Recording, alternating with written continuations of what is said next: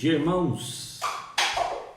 Nós vamos iniciar nossa transmissão ao vivo, né? Mais uma vez, durante esses tempos em que nós estamos vivendo aí em quarentena, rogando ao Senhor pelas bênçãos do nosso Deus, né? Nós vamos aguardar alguns minutos, daqui a alguns minutinhos, quando os irmãos entrarem, então a gente já vai para a nossa atividade, tá bom, meus irmãos? Fábio já está aí conosco, já tem algumas pessoas entrando. Isso aí, bênção de Deus.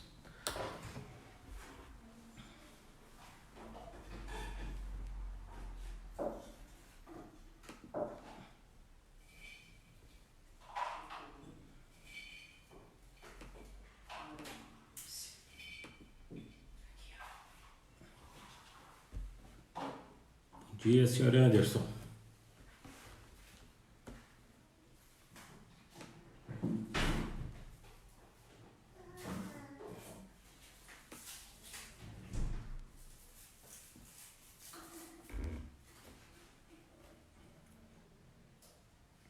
Gisele também está com a gente.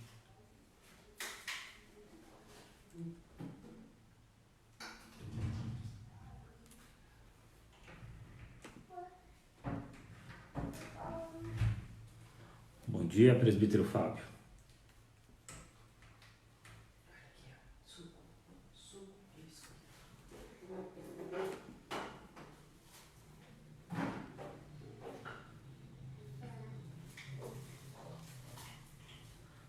Família toda, Felipe.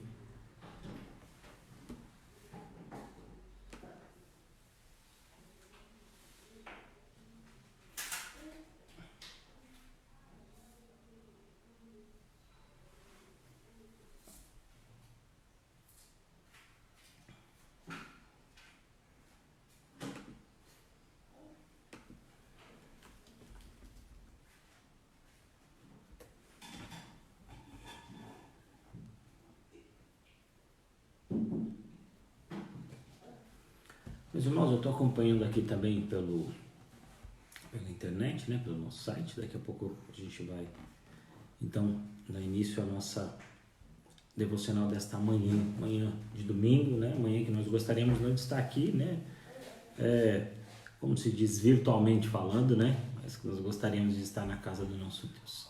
Vamos louvar o nosso Senhor. Eu quero convidar então para nós iniciarmos a nossa transmissão, e é que você e sua família que estão reunidos aí, deixassem de lado um pouco aí os aplicativos, né, as distrações, enfim, as coisas que vão tirar o nosso tempo, né? Nós vamos passar aqui, o tempo é bem pequeno, né, obviamente, mas vamos passar aqui agora uma devocional, entendendo, lendo a palavra de Deus. A gente vai continuar expondo Gálatas, como a gente tem feito, mas hoje, como escola dominical, a Adriana também vai falar um pouco às crianças, então eu quero chamar vocês também a trazerem as crianças para verem também, certo, meus irmãos? Aqui já está Jéssica, Narley. Bom dia, Narley, Deus abençoe, minha querida, que os nossos queridos estão chegando por aí. Ok, meus irmãos, vamos então mais uma vez agradecer a Deus por esse dia, pedir a Deus mais uma vez pela sua misericórdia para com a nossa nação, para que Deus nos abençoe. Vamos orar? Quero convidar você então a baixar sua cabeça, nós vamos orar ao nosso Senhor. Pai querido, nós te somos gratos a Deus nesta manhã de domingo, em que nós estamos aqui para ler a tua palavra, para ouvir a tua voz. Nós entendemos, ó Pai, que nós necessitamos do Senhor e que tudo que temos e somos vem de ti. Por isso, ó Pai, mesmo diante da desesperança que o mundo coloca, da crise que nós passamos nesse momento, a nossa súplica é pelo Senhor. A nossa esperança vem do Senhor. Não deixe que o teu povo, que conhece a tua palavra, a tua verdade, se sinta, Pai querido, desesperançoso nesse momento, ou mesmo chateado pelas coisas que acontecem, mas que possamos aprender que tudo necessariamente nesse mundo está no seu controle e nós servimos o Senhor, o fazemos com alegria e o fazemos, ó Pai, entendendo que o Senhor é o nosso pastor, que o Senhor é o nosso mestre, que o Senhor é o nosso líder. Não deixe que o nosso coração possa se esvair em desesperança, mas nos ajude a colocar a esperança no Senhor a todo momento e a entendermos as verdades do Teu Evangelho Sagrado. A nossa oração Em nome santo de Jesus. Amém. Amém, meus queridos. Eu quero convidar você então que está comigo aqui online, a abrir a sua Bíblia lá no Salmo 23. Isso mesmo, Salmo 23, né? Eu rapidamente mencionei aqui na minha oração. Mas ele é um salmo que nos traz justamente a paz que nós precisamos desse momento, né? Que nos relembra quem é o nosso mestre, que nos lembra quem é o nosso pastor. E Salmo 23, então, muito conhecido nosso, diz assim: o Senhor é o meu pastor, nada me faltará. Uma outra versão possível é: o Senhor é meu pastor, do que terei falta? Essa é a ideia do texto. Ele me faz repousar em pastos verdejantes, leva-me para junto das águas de descanso, refrigera minha alma, guia-me pelas veredas da justiça, por amor do seu nome.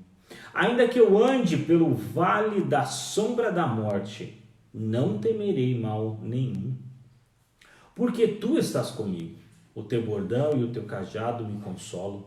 Prepara-lhes uma mesa na presença dos meus adversários. Unge-me a cabeça com óleo, o meu cálice transborda. Bondade e misericórdia certamente me seguirão todos os dias da minha vida, e habitarei na casa do Senhor para todo sempre. São promessas do nosso Deus para as nossas vidas, de entender e de não deixar que a esperança se esvaie. A Bíblia diz que nós habitaremos na casa do Senhor para todo sempre. Em João capítulo 14, Jesus diz: não se turbe o vosso coração. Credes em Deus, credes também em mim, porque na casa de meu Pai há muitas moradas. Louvamos ao nosso Deus, porque esse Deus que nos promete, que nos dá esperança, é aquele Deus que disse que mandaria Jesus Cristo, e ele veio a esse mundo, morreu pelos nossos pecados e disse que retornaria. E nós aguardamos ao retorno do nosso Senhor. Essa é a nossa esperança, a esperança de sabermos que estaremos com Cristo. Nesse momento, meus irmãos, agora eu vou sair aqui de cena e eu vou passar a palavra para a Adriana, e a Adriana vai falar as crianças. Então eu queria muito que você trouxesse as crianças agora para frente da tela, tá bom? Ela vai ter uma mensagem especial aqui para as crianças. Vamos lá?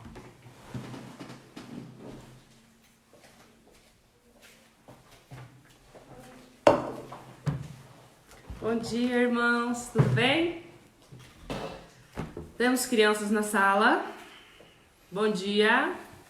Gostaria que, se tivéssemos crianças, o pai falasse: estamos com tal na sala, tal. Chegamos, acordamos, crianças. Vamos lá. Choveu um pouquinho, né? Deu vontade de dormir mais tarde. Aproveitou? Então vamos lá, meus irmãos. Hoje nós vamos falar sobre algo muito especial. Olha só, o Natan, vem cá, Natan. Oi, Yasmin Breno. Oi, Luíde. Alice. Olha aqui, fala oi, Natan. Tira isso. Mãe, deixa eu desligar a música. Rapidinho, tá. O Natan, semana passada, crianças, ele tava chupando uma mexerica, né, Natan? É. E aí, vamos contar aqui, rapidinho, pra gente começar a nossa aula. Semana passada ele tava chupando uma mexerica. E aí ele viu que dentro da mexerica tinha umas sementinhas, tá vendo? Dá pra ver? E aí ele falou assim: mãe, como é que a gente pode plantar uma sementinha, já que não dá pra gente ir no mercado, né? Vamos plantar uma árvore de mexerica, uma mexeriqueira, que daí não vai faltar fruta. Falei: boa ideia, Natan. E aí ele pegou as sementinhas. Como é que é? Onde a gente colocou a semente, filha? A gente colocou no sol para desidratar. Se alguém sabe como plantar mexerica, pode escrever aqui embaixo, porque eu só vi no YouTube. Não mostrou como desidratar, mas eu acho que desidrata no sol. Isso, a gente colocou no sol 2 dias e depois colocamos no vaso. E olha só, tá no ponto, filha, olha só, ela abriu. A sementinha já abriu. E de dentro de algumas sementinhas já saiu essa folhinha, tá vendo? Depois a tia vai plantar lá de novo. E tá vendo aqui a sementinha? Ó, a sementinha abriu, está germinando. Olha só, filha. Mas vai demorar um pouco Isso me fez, Aqui, ó. isso me fez lembrar de uma história. É, a mamãe vai contar uma história e depois você conta a sua, pode ser? Da semente que é um solo bom, né? É. É verdade, do semeador. Mas hoje a parábola é outra. Hoje não é uma parábola, hoje é uma outra história. Não, agora, filho, a gente vai começar a nossa história, tá bom? Crianças, pensando na semente, pensando na semana passada que a gente falou sobre alguns remédios que a gente precisa, vocês lembram? Lembra qual foi o remédio que a gente usou semana passada? Quem lembra? Deixa eu ajudar aqui. Cadê a folha da tia? Aqui, olha só, o nosso remédio da semana passada. Vocês lembram? Aqui, ó. Te imprimiu a arma. Opa, tá de ponta cabeça. A armadura de Deus, lembram-se? Deus nos deu, o apóstolo Paulo nos ensinou a como lutar contra o inimigo. Lembram das sandálias, do cinto, da couraça, do capacete, da espada, do escudo, cada uma com a sua função? Isso, Yasmin, muito bem, a armadura de Deus. Vocês pintaram a armadura? A tia viu só a foto da Duda e da Lala e do Davi e da Giovana. Quero ver as outras fotos, depois me mandem, tá bom? Hoje a gente vai falar de um outro inimigo que a gente precisa de um remédio. Então, semana passada a gente falou que a gente precisa de ajuda para vencer um dos nossos inimigos, que é o diabo. Deus nos deu a armadura de Deus. E aí a gente aprendeu a como usar a armadura de Deus para resistir firmes contra as ciladas do diabo. Está em Efésios 6:11. Hoje a gente vai... A Maria entrou, tudo bem? A Lana e a Laila estão aí? Hoje a gente vai aprender sobre um outro remédio que nos vai ajudar contra um outro inimigo. Nós falamos que o diabo é o nosso inimigo. Nós temos três grandes inimigos que querem que a gente pereça, que querem que a gente se perca. O primeiro deles a gente falou semana passada. É o nosso inimigo declarado, que tenta derrubar o homem desde o Jardim do Éden. Quem que é? Diabo. O diabo, Satanás, a serpente, o dragão, ele mesmo. Hoje a gente vai falar do nosso segundo inimigo, que tenta derrubar a gente de todas as formas e tenta afastar a gente de Deus. Você sabe quem é, Natan? Não. Yasmin, você sabe, Luigi, Alice, sabe quem é? Duda, Laila? Pois é, você vai se surpreender com esse inimigo que eu vou te falar. Esse inimigo de hoje que nós vamos apresentar um remédio é a gente mesmo. Paulo fala que a nossa carne, ou seja, as nossas vontades lutam contra o espírito. Isso, Yasmin, é pecado. Então, a gente precisa vencer a nossa velha natureza, a nossa carne, as nossas vontades de pecar. Então, a gente precisa vencer esse inimigo que é a gente mesmo, as nossas próprias vontades. Como? Vamos ver os remédios de hoje. Mãe, como? Vamos ver o remédio de hoje. Não deixa eu. O apóstolo... Filho, pega um prato pra mamãe. Beleza.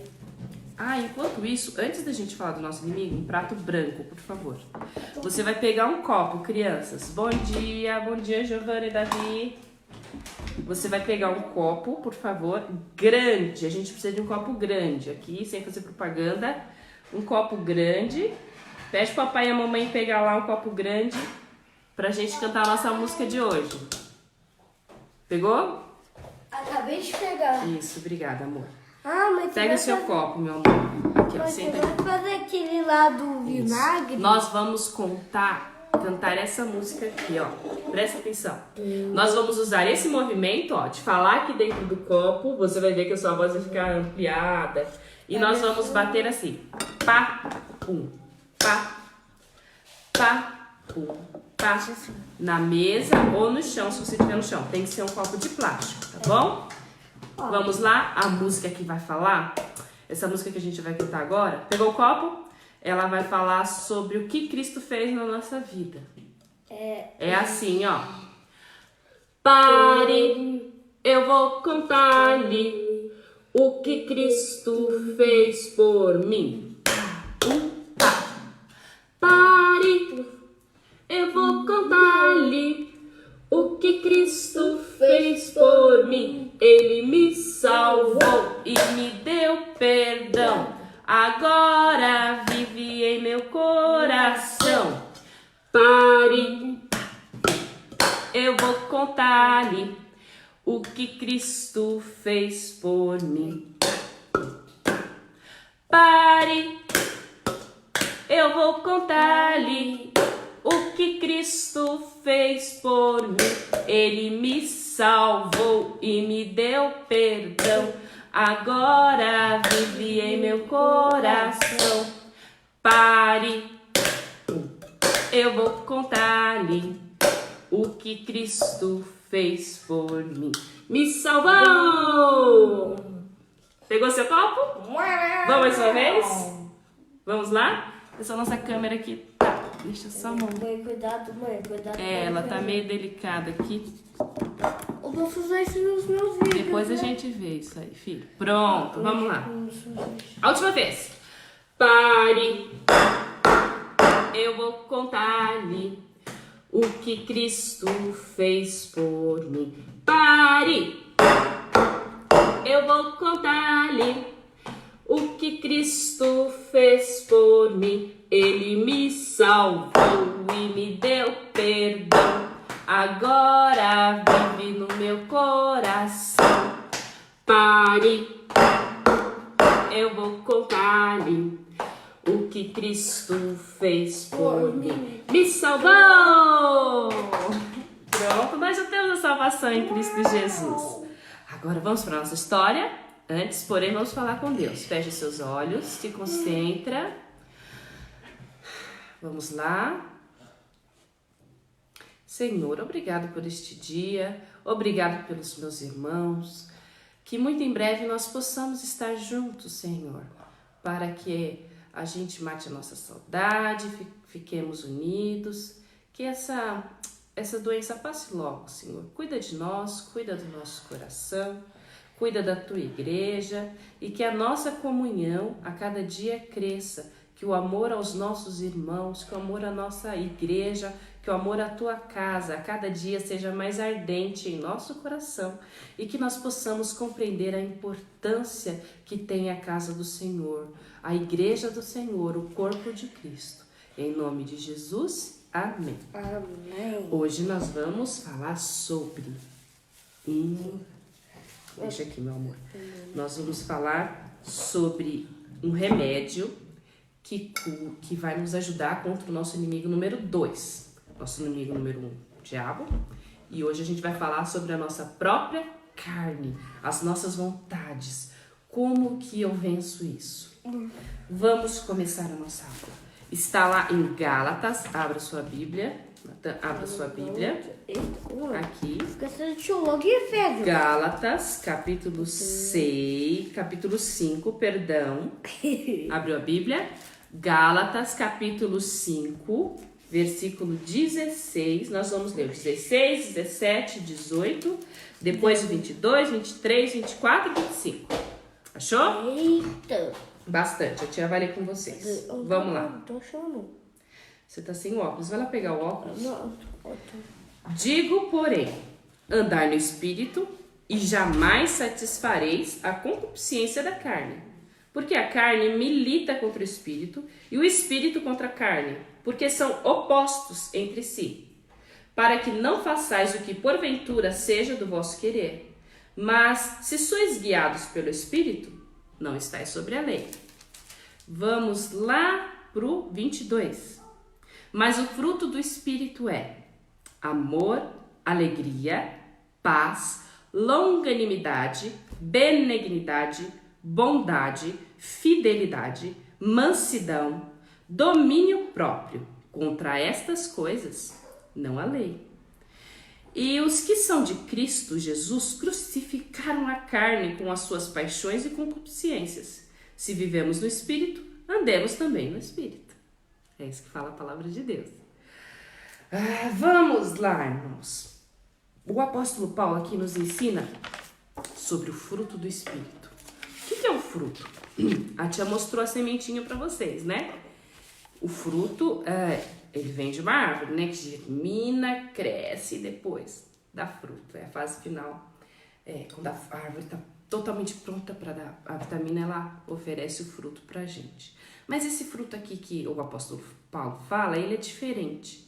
Não é uma coisa que a gente conquista, que a gente tem que lutar. Assim como a armadura de Deus, que nós conversamos na semana passada, quem nos dá as ferramentas é Deus. Deus nos dá a armadura dele. A partir do momento que a gente confia, a partir do momento que somos convertidos, o Espírito Santo está no nosso coração, o Espírito Santo nos dá a armadura de Deus e o Espírito Santo nos dá o fruto do Espírito. Presta atenção, são vários gominhos de um mesmo fruto. Não são vários frutos, é um fruto só. Mas ele falou um monte de coisa, tia Adriana, mas todas elas vêm de um fruto só. É uma sementinha só que germinou e virou um fruto. Uma coisa só, vários gomos, e a gente vai ver como que é isso. Mas, tia Adriana, eu posso então ter um fruto e não ter uma característica dessa que você leu e não ter a outra? Não pode, né? O que pode? Algumas características estarem mais maduras e as outras ainda precisarem de amadurecimento. Mas todo cristão tem essas características que nós vamos conversar aqui, tá bom? Vamos lá, meus irmãos. O fruto do Espírito é a liberdade cristã, uma vida nova. Paulo vai falar assim, foi buscar óculos. Paulo vai falar assim, contra essas coisas não tem lei. Por quê? No capítulo 5, lá em cima, ele vai falar da lei e da graça. Tinha algumas pessoas dentro da igreja, como o pastor ensinou na semana passada para os adultos, você deve ter prestado atenção também, que estavam falando assim, não, os cristãos têm que cumprir a lei, fazer os rituais do Antigo Testamento.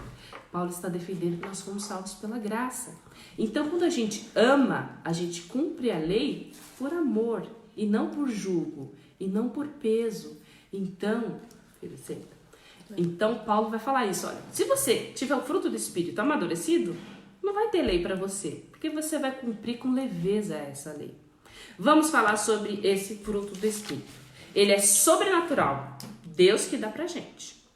Ele cresce naturalmente. Você está vendo essa sementinha que cresceu naturalmente?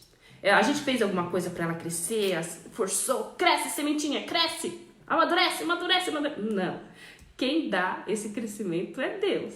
O fruto do Espírito é a mesma coisa.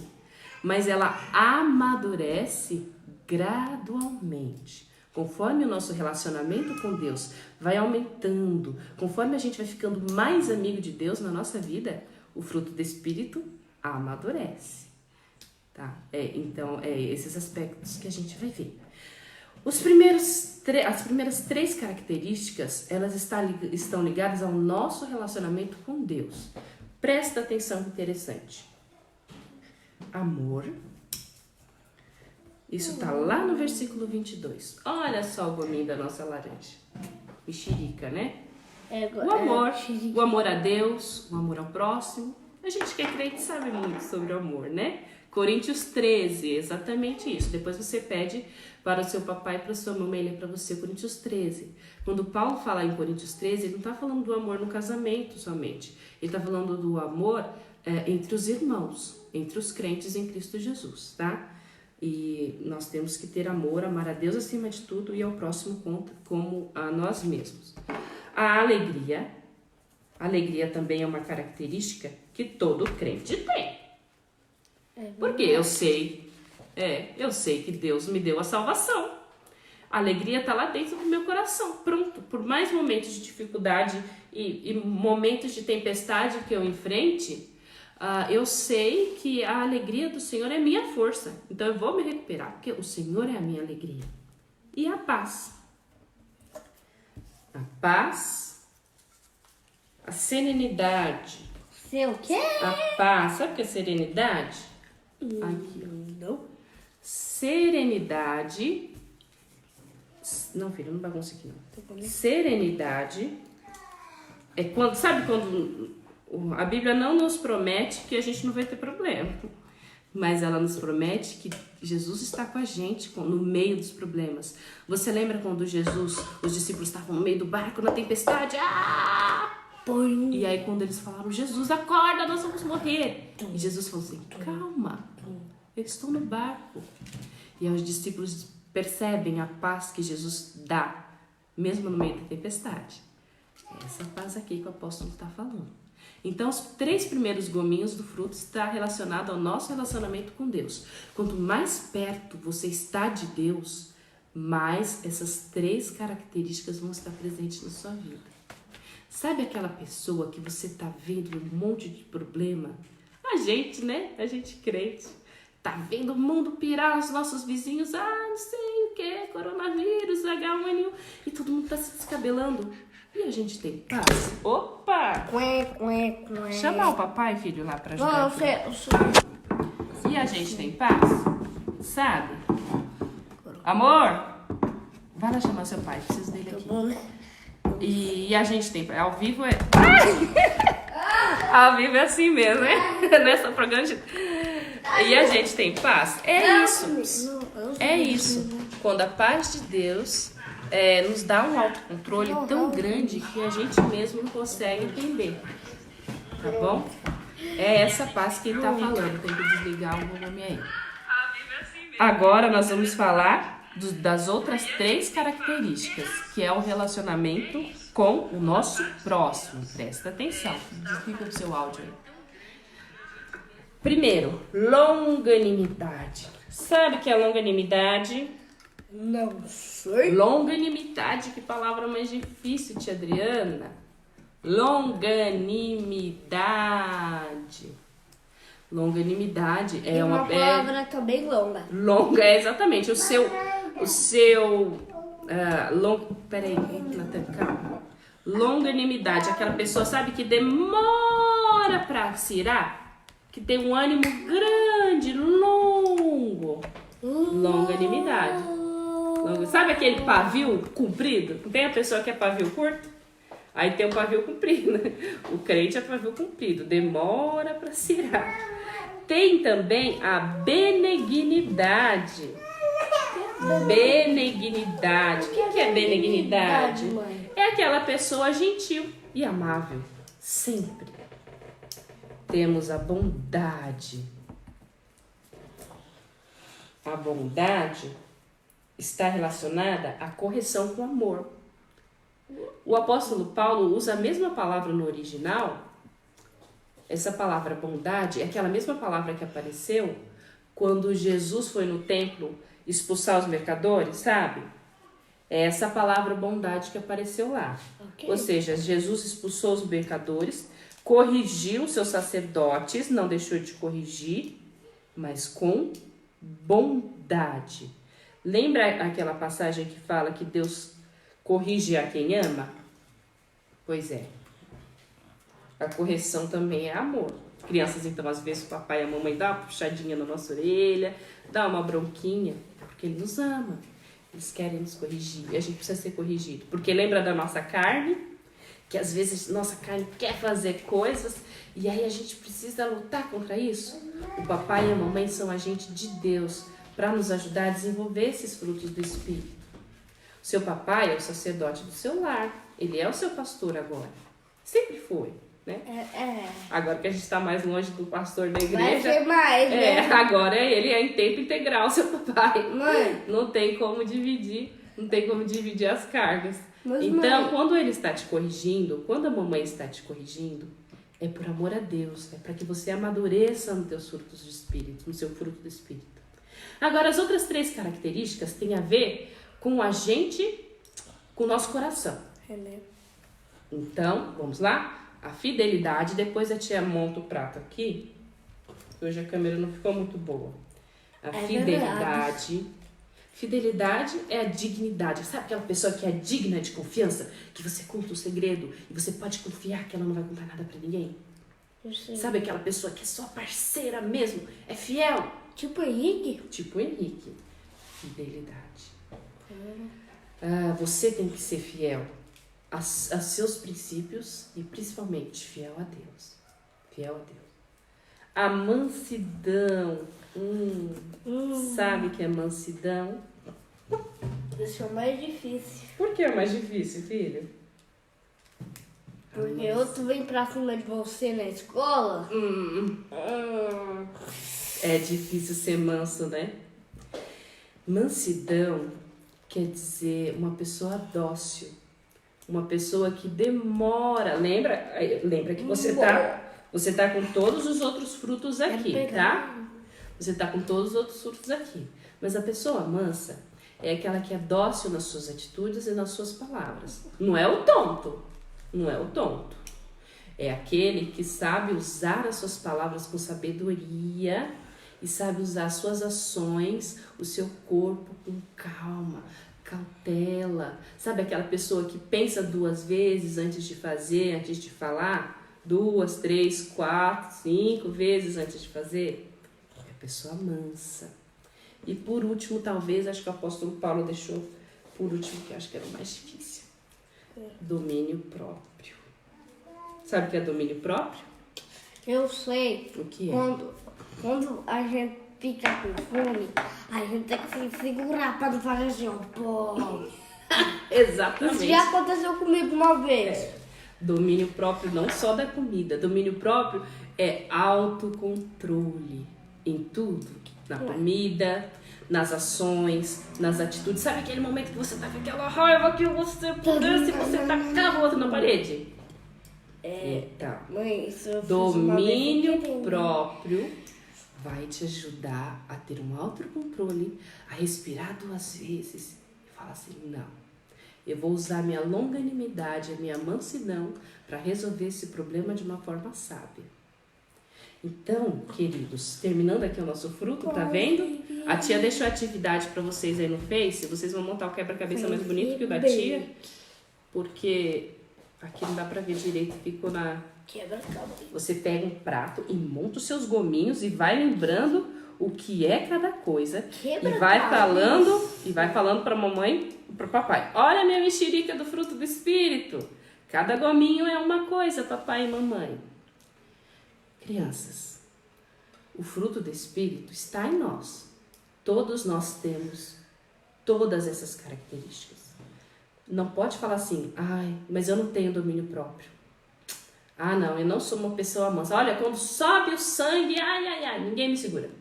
Crente não pode falar isso, não. Você tem todos os gomos do fruto do Espírito.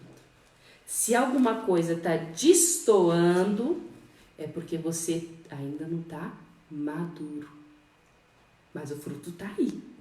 Então a gente pode ter esperança. Sabe aquela pessoa que é difícil, mas ela é crente ainda? Ela é cristã, mas tem alguns aspectos da vida dela que ela precisa melhorar? A gente mesmo, né? Quantas coisas a gente tem que melhorar na nossa vida?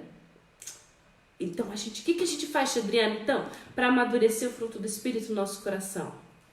Não tem segredo. Tem que ficar perto de Deus. Quanto mais perto de Deus, mais parecido com Ele eu fico. Sabe o que é o fruto do Espírito? É o reflexo do caráter de Jesus. Quando eu pratico o fruto do Espírito, eu fico parecido com Jesus. E aí as pessoas no mundo vão me olhar e falar assim, ué, o Natan é diferente. Por que ele não reagiu quando empurraram ele? E ele respondeu com sabedoria e falou, não, pode me empurrar. Se isso acontecer de novo, eu vou falar com as minhas autoridades. Mãe. Por que eu vi que a minha mamãe não mentiu quando falou assim, vai lá, fala que eu não tô. E minha mãe atendeu a campainha mesmo quando ela não queria receber a pessoa que estava lá. Por que meu papai é diferente no trabalho? Ele é trabalhador, ele é honesto, todo mundo elogia ele. Porque ele está refletindo, eles estão refletindo, nós estamos refletindo o caráter de Cristo pelo fruto do Espírito. Cada vez mais perto de Cristo, cada vez mais parecido com Ele. Quer ser parecido com Jesus? Lembre-se, nós, cristãos, somos a Bíblia aberta para o mundo. Os amigos na sua escola não vão ter a Bíblia para você ler e evangelizar eles e ficar falando versículo por versículo. Olha, não matarás. Não, eles não vão querer saber disso. Mas quando eles verem a paz de Deus que está no seu coração, num momento como nós estamos vivendo hoje, por exemplo, desse desespero global, desse desespero que as pessoas estão vivendo, quando eles verem que você está em paz, que você tem amor com o próximo, que você está resolvendo esse problema com mansidão e longanimidade, eles vão falar assim, ué, por que eles não estão desesperados? E vão ver, eles vão ler Jesus através da sua vida.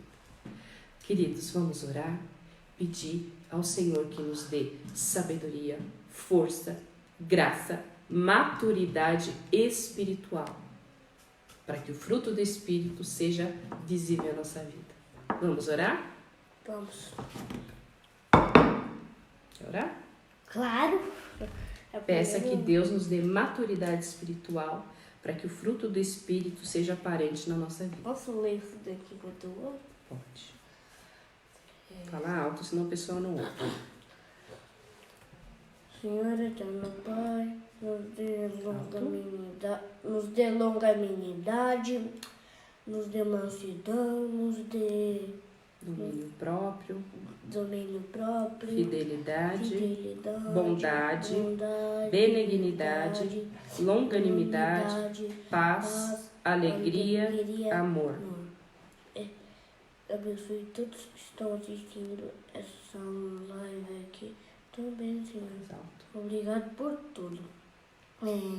Abençoe a Yasmin, o Breno, o Davi, A Giovana, a Duda, a Lala, o Pedro, também, Senhor. o Obrigado. Luíde, a Alice, a Raíssa. Guarda todos os nossos amigos, Senhor. Em nome de Jesus, amém. Amém.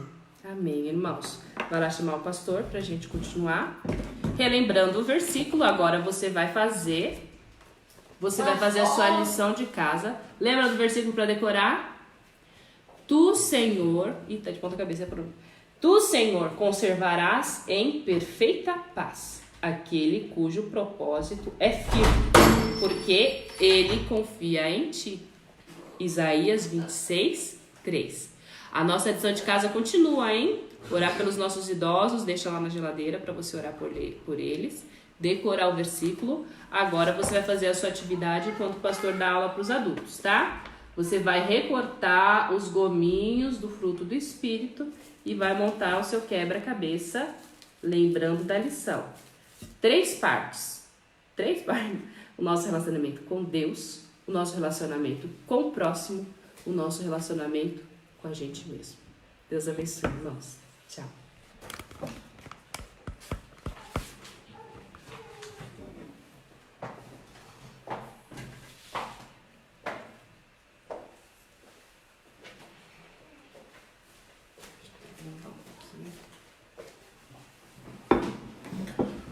Olá, meus queridos, nós vamos continuar ainda nosso estudo, né? Agora, o nosso estudo de Gálatas, a gente está expondo Gálatas, né? Durante esse tempo. Deixa eu só mexer um pouquinho aqui na câmera, rapidinho. Isso. A gente está expondo Gálatas durante esse tempo. A ideia é a gente fazer todo esse livro, né? Esse livro, para nós, tem sido um momento muito bom de aprendizado, né? E eu queria incentivar você a ler, né? Eu falei na quarta-feira, quando nós iniciamos a leitura, que, sem dúvida, Gálatas é uma grande defesa da fé, mostrando qual a importância da liberdade que nós temos em Cristo Jesus. Lembrando que liberdade não tem a ver necessariamente com aquele argumento ruim, né? Falacioso, de fazer o que você quiser, mas a liberdade que nós temos é a liberdade do pecado, de nós somos livres do pecado e salvos pela graça de Deus. Então eu quero convidar você a abrir sua Bíblia lá em Gálatas. Nós estamos lá no capítulo 2 e a nossa leitura hoje vai ser do capítulo 2, do verso 1 até o verso de número 10. Então Gálatas, capítulo 2, a gente vai iniciar no verso 1 e até o verso de número 10. Certo, meus queridos? Vamos então à leitura da palavra? Você abriu aí na sua casa, Gálatas capítulo 2, iniciando no verso 1, indo até o verso de número 10. Diz assim a palavra do nosso Senhor. 14 anos depois, subi outra vez a Jerusalém, com Barnabé, levando também a Tito. Subi em obediência a uma revelação, e lhes expus o evangelho que prego entre os gentios, mas em particular aos que pareciam de maior influência. para de algum modo não correr ou ter corrido em vão. Contudo, nem mesmo Tito, que estava comigo, sendo grego, foi constrangido a circuncidar-se. E isto por causa dos falsos irmãos que se entremeteram com o fim de espreitar a nossa liberdade que temos em Cristo Jesus e reduzi-los à escravidão. Os quais nem ainda por uma hora nos submetemos para que a verdade do Evangelho permanecesse entre vós. E quanto àqueles que pareciam ser de maior influência, os quais também tinham sido outrora, não me interessa. Deus não aceita a aparência do homem. E esses digo que me pareciam ser de alguma coisa, nada me acrescentaram. Antes, pelo contrário, quando viram, que o evangelho da incircuncisão me fora confiado com a Pedro da circuncisão, pois aquele que operou eficazmente em Pedro para o apostolado da circuncisão, também operou eficazmente em mim para com os gentios. E quando conheceram a graça que me foi dada, Tiago, Cefas e João, que eram reputados colunas, me estenderam a mim e a Barnabé a destra de comunhão, a fim de que nós fôssemos para os gentios e eles para a circuncisão, recomendando-nos somente que nos lembrássemos dos pobres, os quais também me esforcei por fazer. Meus irmãos, esse é o capítulo 2, nós estamos lendo essa carta, e eu gosto de lembrar sempre quando você lê uma carta, né? A gente está vendo pedacinhos dela, mas obviamente você tem que ler a carta inteira, né? Imagina que alguém escrevesse uma carta para você e você selecionasse lá o 4º parágrafo e lesse só o 4º parágrafo. Com certeza, seu entendimento da carta iria ser muito prejudicado e você, obviamente, podia ter conclusões muito erradas acerca daquilo que a pessoa, o seu remetente, quis lhe falar. Então, é importante que você possa ler na sua casa, nos momentos em que você tem, a carta inteira. Porque lendo a carta inteira, você vai entender um pouco melhor do que Paulo estava enfrentando, né? E a gente sempre faz essa lembrança. Paulo estava enfrentando ali homens que eram chamados de judaizantes, né? Uma espécie de um grupo missionário, em que algumas vezes Paulo vai dizer que eles são falsos mestres, e eles queriam necessariamente colocar coisas a mais, digamos assim, no cristianismo. Queria que o cristianismo também se estabelecesse numa fonte judaica, não no sentido do Antigo Testamento, mas no sentido de que algumas práticas ainda fossem estabelecidas ou ainda fossem mantidas no seio da igreja. E Paulo vai dizer que o evangelho não é isso, né? Então, nesse momento, no capítulo 2, Paulo vai continuar aqui a sua defesa do seu apostolado, vai continuar aqui também a defesa da fé, como nós temos visto. E o capítulo 2, versos de 1 a 10, então, eu dou o título para essa nossa exposição, para essa devocional, que é o Evangelho de Cristo, pregado por Paulo, Pedro, Tiago e João. Porque são as pessoas que Paulo seleciona nesse momento, Pedro, Paulo e João. Nesses versos, então, Paulo continua necessariamente a sua jornada de defender o seu apostolado. Paulo continua ainda com essa ideia de, obviamente, defender contra esses que eram seus rivais, e a gente pode chamar assim de judaizantes, que é um grupo que queria inserir essas velhas práticas ao cristianismo. Os judaizantes acusam Paulo agora de pregar um evangelho diferente dos demais apóstolos, e ainda acrescentavam a alegação de que Paulo não tinha o aval dos apóstolos. Eu achei muito interessante que, para expor isso, para ilustrar de certa forma, o reverendo Augusto propôs no seu livro uma espécie de um diálogo, em que era como se os judaizantes, esse grupo missionário, né, de falsos profetas, fosse até aqueles irmãos na Galácia e tivessem uma espécie de diálogo. E eles então, os judaizantes, esses falsos mestres, conversando com aqueles irmãos lá da Galácia. Diz assim: vocês são cristãos? E aí eles responderam: somos. Responderam aqueles gentios, né, os não-judeus da Galácia.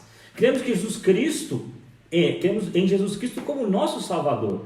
E os missionários, então, os falsos mestres, iam: muito bom, coisa maravilhosa, nós também.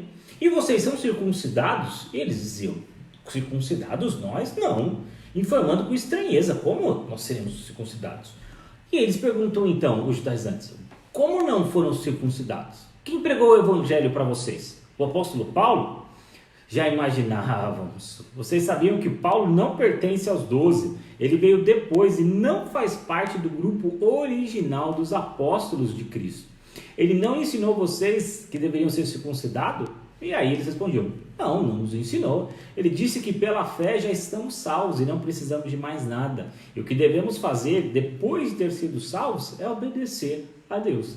Preservar a verdade, pregar o evangelho a outras pessoas, né? E toda a igreja.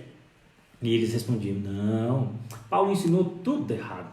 Vocês não são cristãos completos ainda. Para que vocês sejam cristãos completos de fato e possam entrar no reino de Deus, é preciso ir além somente do que crê em Jesus. Vocês precisam se circuncidar, deixar de comer carne de porco, ou seja, parar de viver dessa maneira que vocês vivem. Vocês têm de se tornar judeus, porque Jesus era judeu. A Bíblia que está lendo é a Bíblia dos judeus. Vocês não podem ser cristãos nem se salvar se não praticarem todas as obras de Moisés.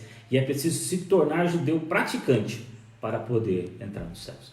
Então, esse diálogo ilustra muito interessantemente, né, como era essa visão daqueles homens que queriam que eles absorvessem outras práticas, que queriam necessariamente que os Gálatas, né, os cristãos, ou seja, a fé não é suficiente, eu preciso mais coisa, eu preciso fazer mais alguns atos ainda.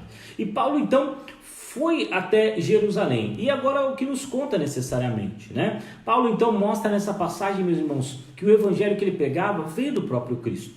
E no entanto, é o mesmo evangelho que pegavam o colégio apostólico, ele do qual fazia parte. Ou seja, não há aqui uma diferença entre a pregação de Paulo e a pregação dos apóstolos, mas é uma única pregação, porque é o evangelho de Cristo Jesus.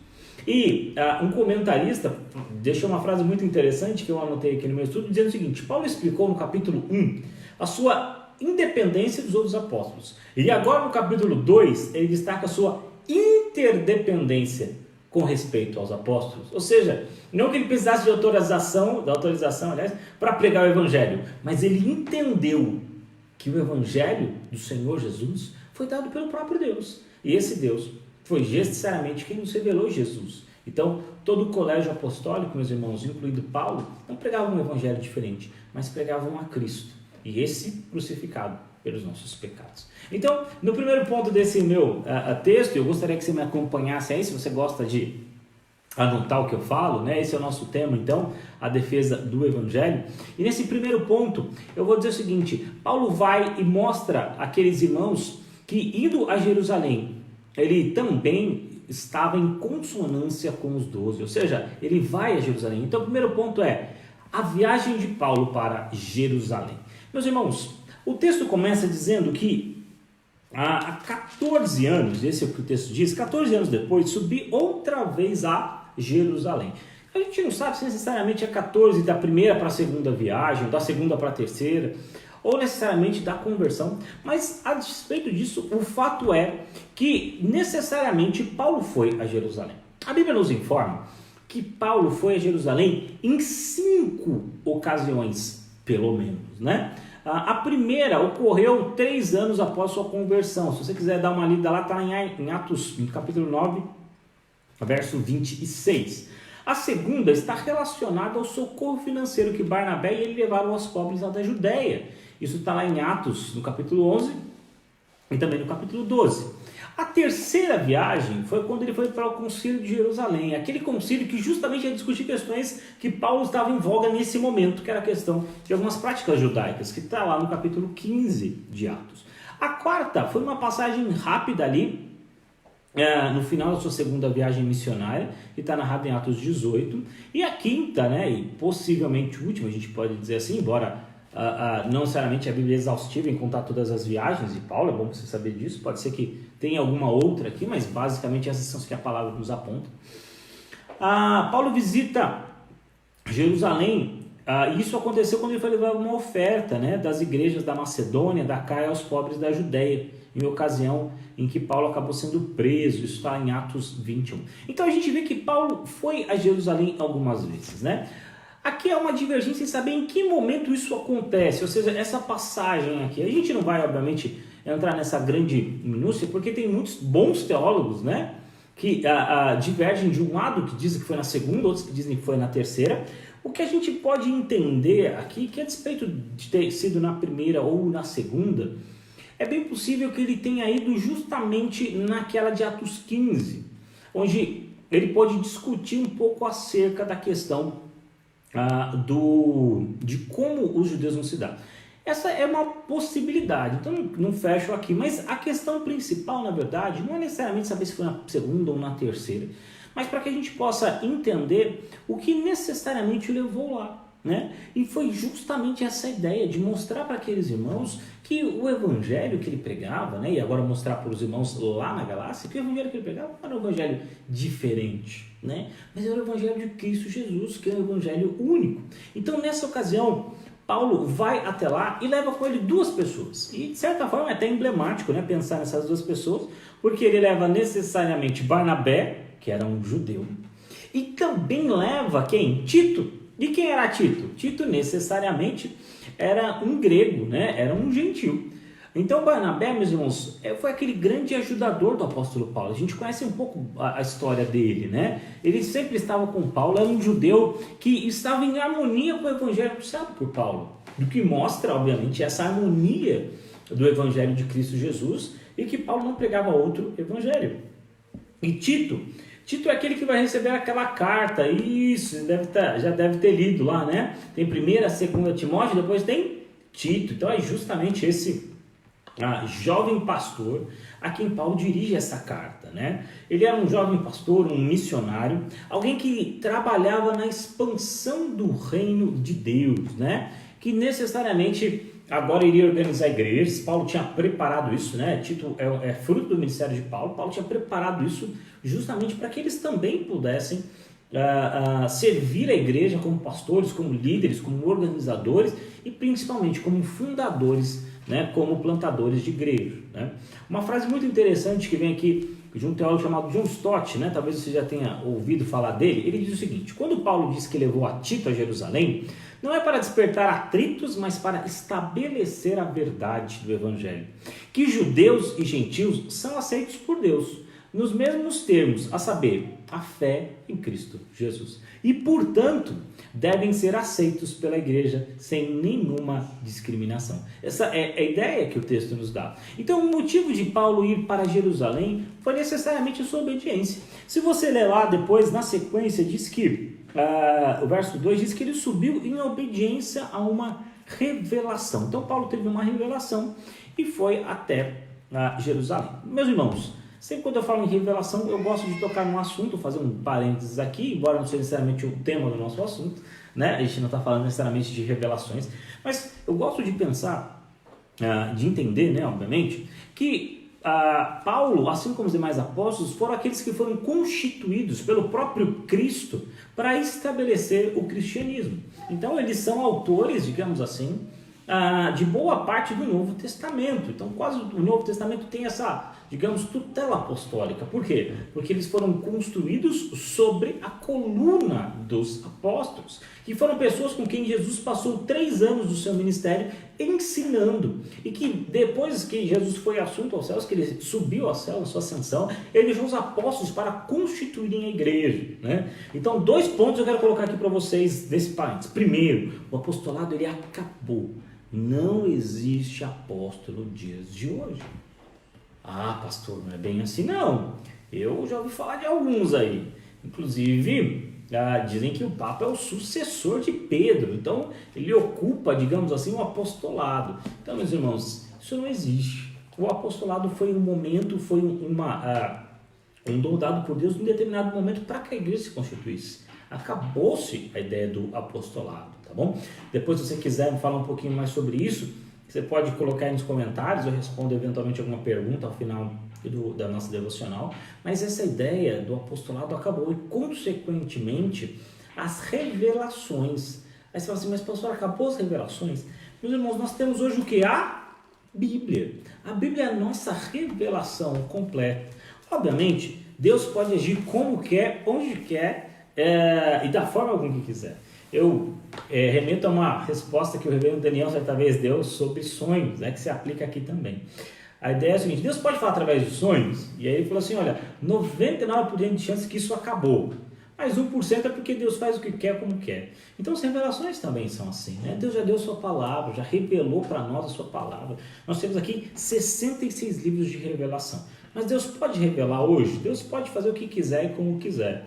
Mas Ele deu a sua palavra como autoridade. Então, se você revelar alguma coisa que já está na palavra, não precisava, porque já está na palavra de Deus. E se você revelar alguma coisa que está fora da palavra de Deus, que contradiz, então essa sua revelação não vem de Deus. Então, seja ou outro caminho que você tome, ou seja, a palavra de Deus é a fonte segura da revelação de Cristo ao nosso coração. Tudo bem? Mas voltemos aqui, foi só um parênteses aí para a gente falar um pouquinho desse tema que apareceu aqui sobre revelação. Então, Paulo seguiu uma orientação dada pelo próprio Deus e ele foi então até Jerusalém. Paulo não estava necessariamente procurando, meus irmãos, isso é importante que a gente pense, procurando ser aprovado pelos demais, como se ele fosse fazer uma espécie de vestibular cristão em Jerusalém. Imagina que Paulo assim, vou ver se agora eu aprendi tudo, vou lá com os apóstolos, faço a minha prova e se eu passar eu estou tranquilo. Não é essa a ideia, não é essa a ideia. O que Paulo vai necessariamente fazer lá, vai até Jerusalém,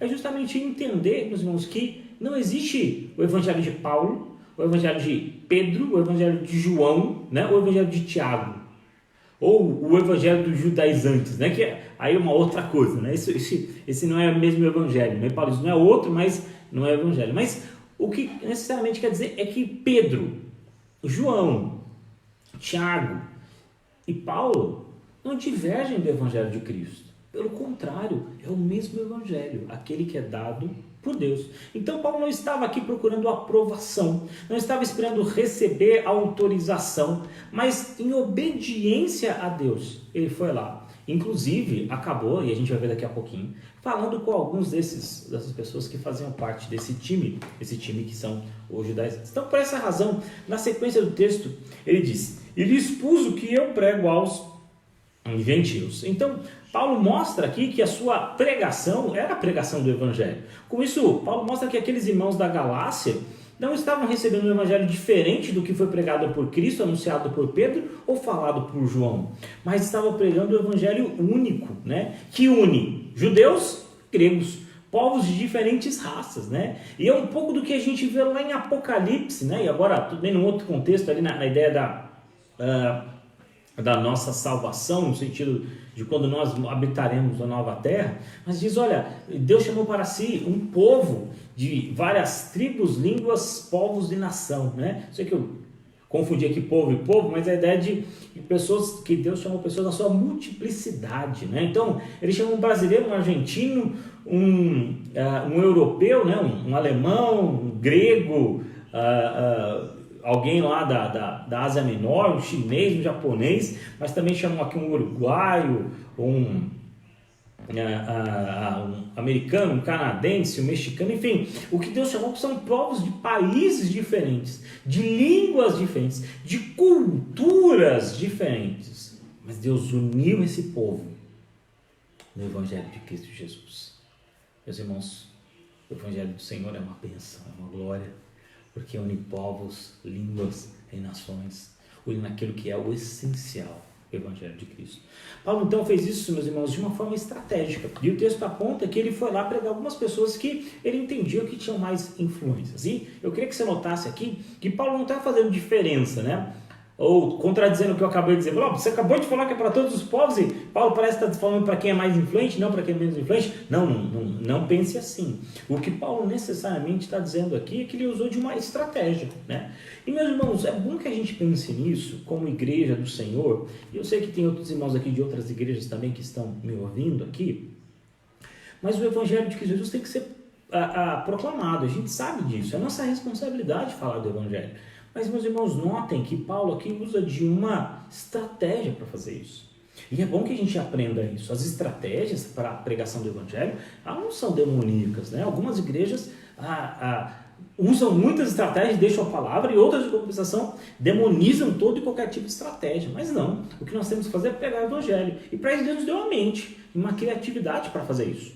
Ou seja, a nossa igreja tem desenvolvido os pequenos grupos. O que são os pequenos grupos? Nada mais do que a pregação do Evangelho. Só que o que a gente faz? de casa em casa. Deus nos deu a escola bíblica dominical. O que é a escola bíblica dominical? É o momento da pregação do Evangelho. Então Deus nos deu a mente para que a gente faça isso de uma forma organizada e usando estratégias, né? Não quer dizer, meus irmãos, que só pode pregar o Evangelho usando estratégia, não é isso que eu quero dizer, mas que Deus nos deu essa mente para que a gente possa fazer isso de uma forma coesa, de uma forma organizada, né? Mas lógico, estou lá no meu ônibus, quando puder voltar a andar de ônibus, né? Estou lá no ônibus, né?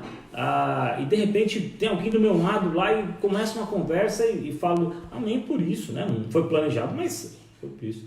Agora, algumas ações podem e devem ser por nós orquestradas, no sentido de falar do Evangelho do nosso Senhor Jesus. Essa é a ideia que o texto nos dá. Então, Paulo encontra aqui, e Paulo tem essa estratégia, né, de pregar o Evangelho do Senhor.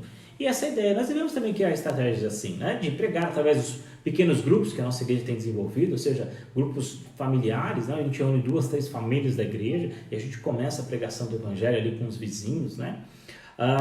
Talvez as visitas sejam um momento para isso, a internet nesse momento de tecnologia que a gente vive, principalmente agora, nesse momento que a gente está nesse isolamento social, então tudo isso serve para nós como pregação do Evangelho de Cristo Jesus.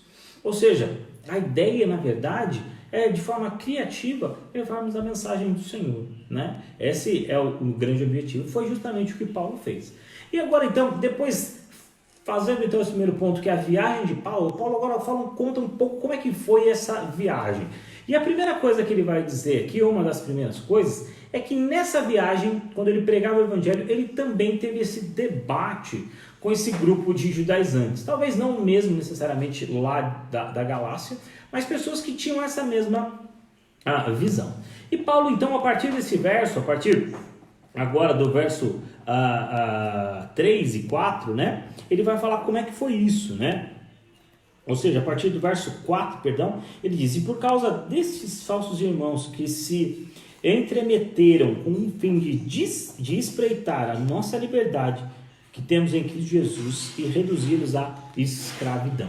Então, eles queriam impor um determinado julgo naqueles irmãos. Então, Paulo, a partir desse verso, vai falar de como ele debateu essa questão com aquelas pessoas. É importante que você note alguns aspectos dentro desses versos. Mais uma vez, temos aqui um diálogo, né? E o reverendo Augusto também no seu livro, né? Assim como no início eu fiz, ele propõe um diálogo entre Paulo e esses judaizantes. Imagina, porque naquele momento, Paulo trazia com ele um jovem, quem? Nós falamos no início, Tito.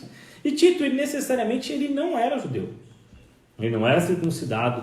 Possivelmente, ele não respeitava aquela dieta do judeu. E ele também, possivelmente, tinha os seus cultos nos domingos, assim como nós, né? Não tinha guarda do sábado, como era costume. Então, o reverendo Augusto propõe essa ideia, né? Ou seja, quem é esse jovem? E Paulo deve ter respondido assim, esse jovem aqui, jovem Tito, é um gentil que me acompanha na pregação do Evangelho. Foi talvez nesse exato momento que aqueles outros, os judaizantes, os falsos mestres, tenham necessariamente questionado Paulo, interpretado, falando, espera aí, Paulo, ele é circuncidado? E aí Paulo vai dizer, não, ele é gentil. Aí eles, não, eu exijo que os gentios que creem em Jesus Cristo sejam circuncidados. Mas isso é um absurdo. Ele tem que ser circuncidado e precisa guardar a lei. Você tem alguma coisa contra a lei de Moisés, Paulo? E Paulo vai dizer, não, eu não sou contra a lei de Moisés. E você é contra as obras da lei? Ele vai dizer, é claro que eu não sou contra as obras da lei, apenas creio que estou correto em afirmar que as obras da lei apresentadas por Moisés no Antigo Testamento são proféticas e apresentam tipos que já se cumpriram no advento de Cristo. Olha que interessante esse diálogo resumir para nós. Um pouquinho do que Paulo debatia com esses irmãos, porque o Evangelho, meus irmãos, não tem que acrescentar mais coisa. E eu falei disso em algumas vezes, mas repito aqui, em algumas igrejas evangélicas, né, ou ditas evangélicas, se coloca vários rituais, como se, além da salvação em Cristo, eu também tivesse que ir na sexta-feira da libertação, como se eu tivesse que cultivar a rosa ungida, como se eu tivesse que usar o óleo de Israel, como se eu tivesse que peregrinar a Israel uma vez, como se eu tivesse que ir ao templo, como se eu tivesse que conhecer lá o Muro das Lamentações, coisas como se eu tivesse que voltar no Antigo Testamento e ir ao templo de Salomão. Meus irmãos, tudo isso era tipo, era sombra. Jesus já veio, Jesus já cumpriu isso, isso já teve o seu propósito. Agora nós vivemos em Cristo Jesus, nós temos então a liberdade disso, né? E os falsos mestres queriam tirar essa liberdade e queriam impor aquilo, mas nós temos em Cristo essa liberdade. O pastor Timothy Keller, ele resume bem nos seus livros quando ele diz: essa liberdade em Cristo Jesus é a liberdade de ter de obedecer a Deus para nos fazer plenamente aceitáveis a Ele e nós mesmos aos outros. É a liberdade de dizer que somos perversos mais do que nós ousamos acreditar, porém mais amados e aceitos em Cristo do que jamais ousamos esperar. Esse, meus irmãos, é o Evangelho da Liberdade, que nos tira essas amarras, esses costumes, né?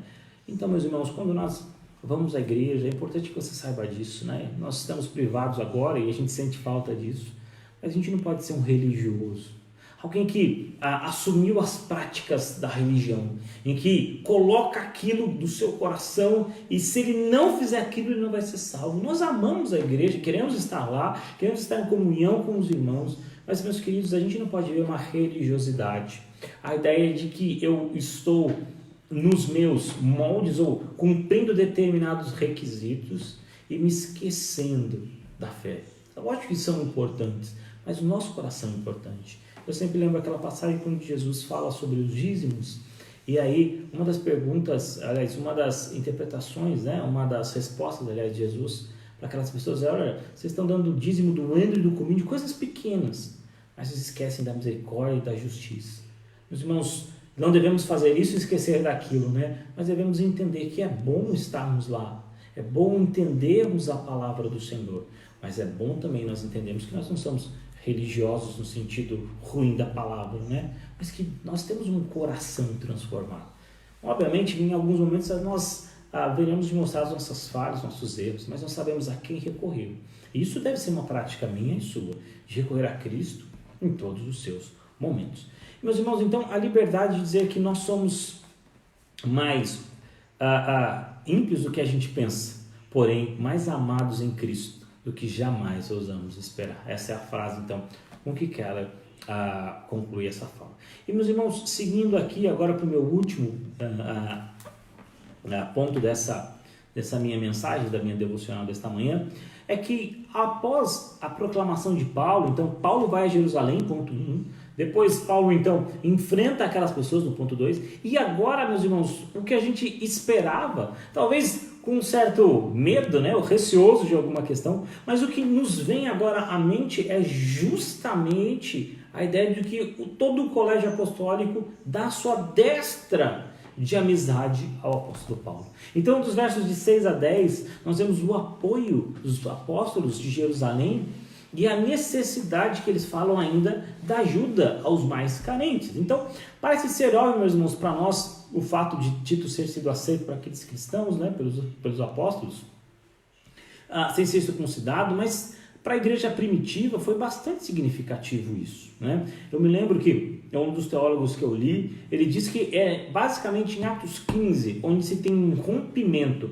entre o que é o judaísmo e o que é o cristianismo. Até então, existia uma espécie de seita dos nazarenos dentro do judaísmo. E vai lembrar que o judaísmo era fragmentado, né? Tinham os saduceus, os fariseus, então tinham vários grupos. Então, os nazarenos, assim conhecidos, seriam mais um grupo, digamos, dentro do judaísmo. Mas talvez o que acontecia em Atos 15 faz com que eles mostrem que eles não são judeus, mas agora eles são cristãos. Ou seja, não é mais aquela prática judaica da observância das leis, da circuncisão, dos sábados e da dieta, mas agora é o cristianismo. Ou seja, é um momento, né, de transição, e esse é um momento de transição, né, entre o judaísmo e o cristianismo, para se delinear então o que é ser cristão. Então, parece óbvio dizer isso, mas nesse momento é de grande valia nós entendemos que Tito foi aceito, né? Foi confirmado que o evangelho que diz respeito à fé não é de obras, mas necessariamente é o evangelho da graça do nosso Senhor. De que modo Paulo entenderia com os líderes de Jerusalém? Justamente sabendo que eles pregavam as mesmas coisas que ele. E é assim que deve ser. Ou seja, havia unidade de pensamento dentro da igreja. Eles entendiam o evangelho de Jesus. E nos versos, então, mostra que a igreja, quando conhece a Cristo, ela se mantém unida. Isso é importante, meus irmãos. Sabe por quê? Eu sempre penso que nós somos diferentes, não é verdade? Um torce para um time, outro torce para outro. Eu gosto do azul, a gente gosta do amarelo, né? E há espaço dentro da igreja para essa multiplicidade, né? Há espaço na igreja para opiniões diversas, né, sobre determinados temas, mas a gente não pode esquecer que o que é essencial nos une. E durante a história, muitos capítulos da história do cristianismo foram escritas em momentos em que a igreja talvez não tenha entendido isso dessa forma. E algumas cisões aconteceram, né? É claro que quando a verdade é deturpada, assim como nós vimos na Reforma, tem que acontecer de fato uma cisão. Mas o que nos leva a entender que quando mais próximos de Cristo, mais unidos nós estamos. Então o verso nos lembra isso, que aqueles que recebem um novo nascimento e a Cristo Jesus, mostram que nasceram de novo e são um povo só em Cristo. E meus irmãos, eu gosto de lembrar muito disso, de que embora a gente esteja feliz porque nós estamos dentro de uma igreja presbiteriana, onde nós temos uma confissão de fé, onde nós estudamos a palavra e fazemos questão, né, que os nossos mestres, que os nossos pastores passem por um processo às vezes delongado, difícil, né, que pode durar cerca de 10 anos, mas para que a pregação do evangelho seja mantida, né? É importante que o evangelho seja pregado de uma forma pura, né? De uma forma correta. Não estou dizendo aqui, meus irmãos, e sou o primeiro a falar isso, né? Alguns erros teológicos vão acontecer da parte de todo mundo que faz teologia, né? Mas o que é essencial é o que nos une, a fé em Cristo Jesus, de entendermos que nós somos filhos de Deus, né? E aqui nós vemos que não é uma unidade que ocorre a qualquer preço, mas sim o que ocorre em torno da verdade do Evangelho. A unidade, meus irmãos, é algo precioso, mas não deve custar a verdade do Senhor. Sempre unidos, não de qualquer forma, mas unidos pela verdade. E Paulo estava disposto a ser separado daqueles que pregavam o evangelho da escravidão das obras. E o evangelho da liberdade era o evangelho que ele havia pregado. Mas é interessante pensar que ele encontra, então, naqueles irmãos, a destra de amizade. Ele encontra naqueles apóstolos, não alguém que rivalizaria com eles, né? Mas alguém que estava junto, porque a verdade do evangelho estava com eles, mostrando, meus irmãos, que os apóstolos tinham unidade entre eles. E a igreja, então, permanecia assim unida. E quando conheceram a graça que me foi dada, Tiago, Cefas e João, que eram reputados colunas, me estenderam a mim e a Barnabé a destra de comunhão, a fim de que fôssemos para os gentios e eles para a circuncisão. Olha que interessante pensar, então, meus queridos. Eles receberam do colégio, né, daqueles que eles diziam ser colunas da igreja, essa destra dizendo assim: Paulo, segue a sua missão. Paulo, segue o seu ministério.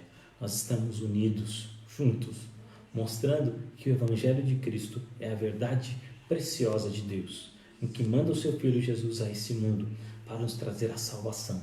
A salvação que não advém das práticas, mas a salvação que advém da graça de Deus, que elege como Ele quer, que chama como Ele quer de forma eficaz os seus filhos. Meus irmãos, que Deus nos abençoe e que essas prioridades estejam no nosso coração. Eu queria aqui então concluir a minha mensagem desta manhã, né, nessa manhã de devocional, lembrando desses 3 pontos que nós falamos, que nesse primeiro momento, na primeira parte, nós falamos sobre a viagem que Paulo fez de Jerusalém para se encontrar com os apóstolos, para expor e defender o Evangelho de Cristo que ele pregava, não por uma aprovação, mas porque ele prezava a comunhão com os apóstolos. Na segunda parte, Nós relembramos do embate que ele teve com aqueles que chamavam de judaizantes, né, os falsos mestres, que foram confrontá-los lá em Jerusalém, mostrando que a graça de Deus, né, a fé em Cristo Jesus, não, é a razão da nossa salvação. E na terceira parte, né, terminando, Paulo recebe então aqui o apoio dos apóstolos de Jerusalém, relata como ele fazia o trabalho, recebe então essa destra de amizade. E uma importante menção que ele fala aqui é que Paulo tem que olhar pelos mais necessitados. Meus irmãos, esse é o motivo das nossas orações também. Orar para aqueles que necessitam, daqueles que são mais carentes, né, os pobres. Meus irmãos, a gente tem passado, eu não sei se você tem entendido isso, a gente tem passado por um momento de uma crise, né? E talvez os efeitos dela ainda, nós não podemos ainda ou saber, ou mesmo calcular o que vai acontecer, quais as coisas irão acontecer. É muito cedo isso, cedo para nós sabermos, mas a despeito do que vai acontecer, nós temos que estender a mão, a amizade, aqueles que mais precisam. Aqui, obviamente, Pedro cita os pobres, e que obviamente devem sim, mas também aqueles que necessitam de uma palavra, necessitam de um ombro amigo, né? De uma ligação. Meus irmãos, o que nós aprendemos hoje, resumidamente, que o Evangelho deve ser pregado por todos nós.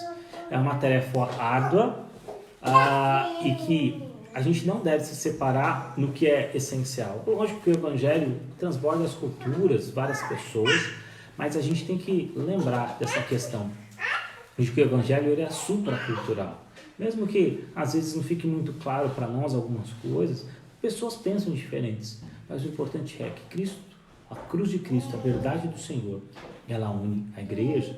Nós devemos buscar a comunhão com os nossos irmãos a despeito de pensarmos diferentes, né? A gente vive num clima tão polarizado que você não deve entrar porta dentro da igreja, né? Nós devemos viver em harmonia, por mais que a gente às vezes não concorde com algumas coisas, mas a gente sabe que Cristo morreu na cruz por nós e nós moraremos juntos na Jerusalém Celestial.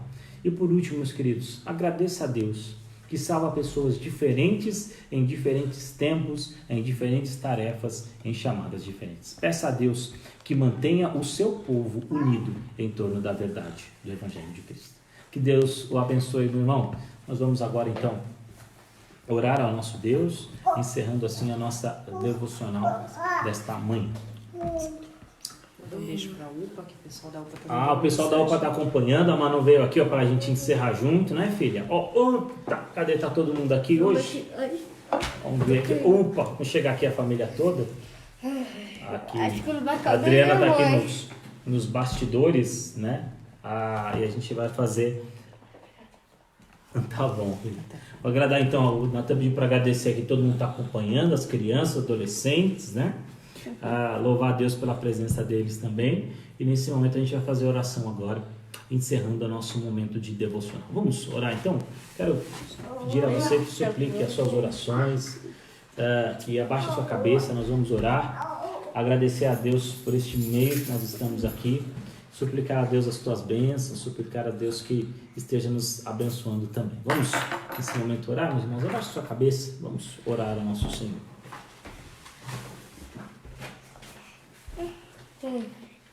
Pai querido, nós agradecemos a Deus nesse momento, nesta manhã de estudo da Tua Palavra, em que o Senhor nos traz aqui, ó Deus, ainda que virtualmente, para lermos a Tua Palavra, para entendermos as verdades essenciais do Evangelho. Não nos deixe, ó Pai, sermos crentes brigões, que não buscam unidade, mas que através da verdade de Cristo Jesus, da Sua Santa Palavra, possamos estar unidos numa só alma, numa só fé, lutando juntos pela fé evangélica.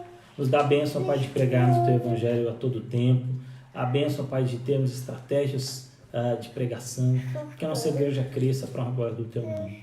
E nesse momento nós também suplicamos a Deus pela vida da nossa nação. Suplicamos pela vida daqueles profissionais da saúde, pela crise que passamos, pela crise que possivelmente virá, ó Pai, depois de todo esse tempo. Ó Pai querido, nos ajuda.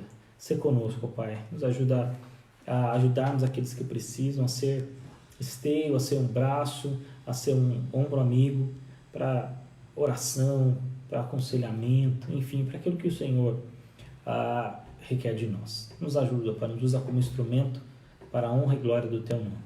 Nós nos despedimos aqui dos nossos irmãos e fazemos isso em nome de Jesus. Amém. Amém. Meus irmãos, e que a graça do nosso Senhor e Salvador Jesus Cristo, o amor único de Deus, o Pai, a comunhão e a consolação do Espírito Santo esteja com todo o povo de Deus, desde agora e para todos sempre. Amém. Amém. Amém, meus queridos. Deus abençoe. Obrigado pela presença de todos aqui. Tem alguns amigos meus aqui do seminário também. O Alan também está aqui. O seu Farias está aqui também. A Marli. O pessoal de Itapecerica está acompanhando a gente também. Obrigado, meus irmãos aí. Irmãos preciosos nossos, Claudinha, tantos outros estão nos acompanhando aí. Meus irmãos, que Deus abençoe a vida de vocês. Quer falar alguma coisa, Natan? Quero. Pode falar, então. Eu tinha um recado para todo o CP. Pode falar. Quer dizer, para todas as igrejas, para todo mundo. Quando acabar, todo mundo pode vir na minha... Quando acabar essa quarentena, todo mundo pode vir na minha... Eu tô convidando todo mundo para ir na minha casa.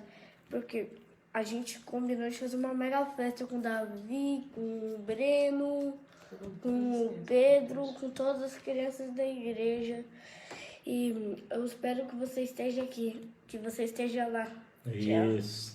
Depois da quarentena, então, a Natan já fez o convite aqui para o CP e para os amigos dele. Meus irmãos, Deus abençoe. Nós vamos encerrando por aqui. Que você tenha um dia abençoado na presença de Deus. Aproveite aí. Nós temos várias pessoas fazendo também outras incursões ao vivo, vários pastores. Cresça espiritualmente, né? Busque ao Senhor. Domingo é o dia do Senhor. Pare com a sua família, né? Ore com eles, ore por eles. Tenha um momento aí com eles para oração, para a leitura da palavra. E que Deus abençoe a sua vida.